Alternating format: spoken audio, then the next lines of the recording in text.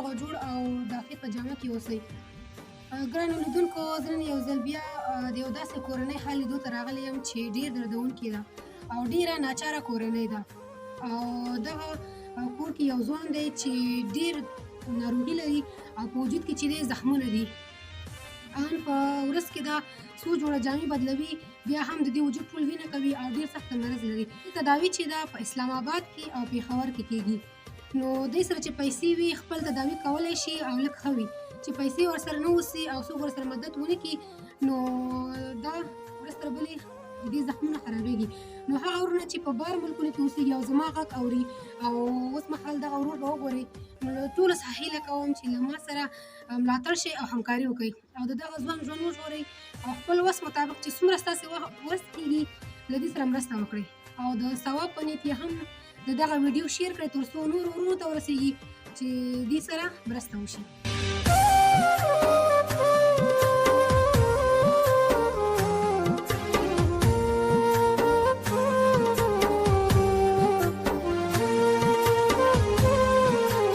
السلام علیکم ورور. وعلیکم السلام.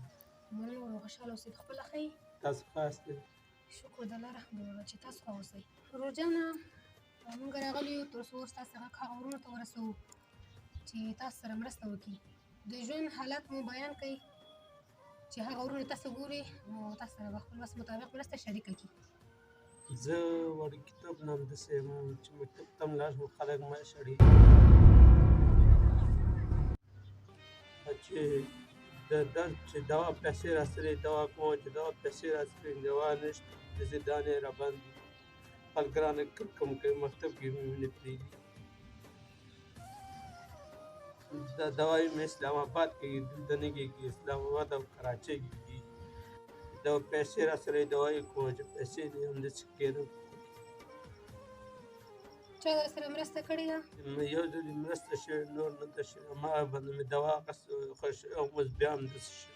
دا چې ته دوایي استعمال کړې نو ورسره ښه اوسې، او چې دوایي استعمال نه کړې بیا ستا وجود همداسې وي.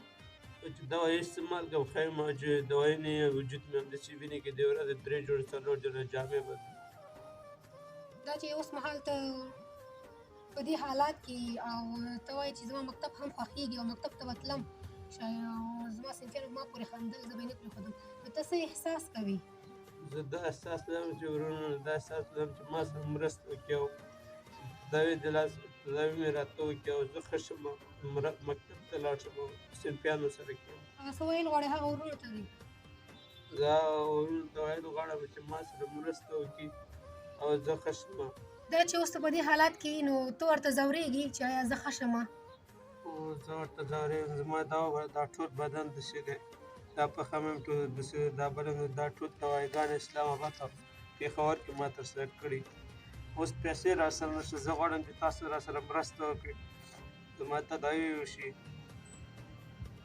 قدرمنو هېوادوالو، تاسې د دغه ځوان غږ واورېدل چې دا 20 کاله عمر لري او دا په دې حالات کې دی. نو تاسو په خپله ولیدل چې دغه ورور درته هر څه بیان کړل چې څومره په تکلیف کې دی او د کور ګټل والا هم څوک نشته دی او دا غواړي چې ښه شي.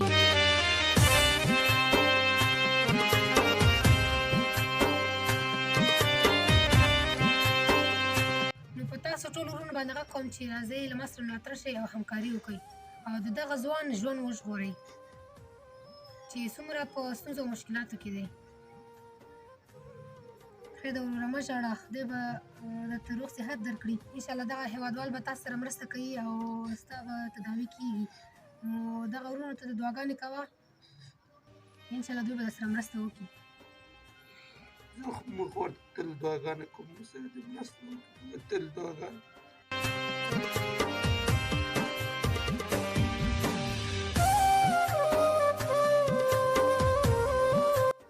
لیدونکو، تاسو دغه ورور ولیدل، دا یې نسخې دي او دا ټول نسخې دوی په پېښور او اسلام آباد کې کړي دي. نو دا اوس مهال دوی سره پیسې نشته چې دوی تداوي وکړي.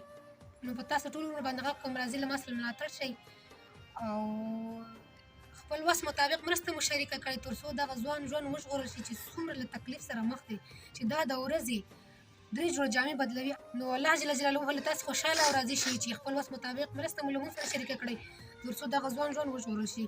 که غواړئ چې مرسته وکړئ نو د مرستې لپاره زما د واتساپ شمېره ده 0 شپږ شپېته شپېته 9 240. نور مو وخت نه نیسم. خوشحاله او اباد اوسئ.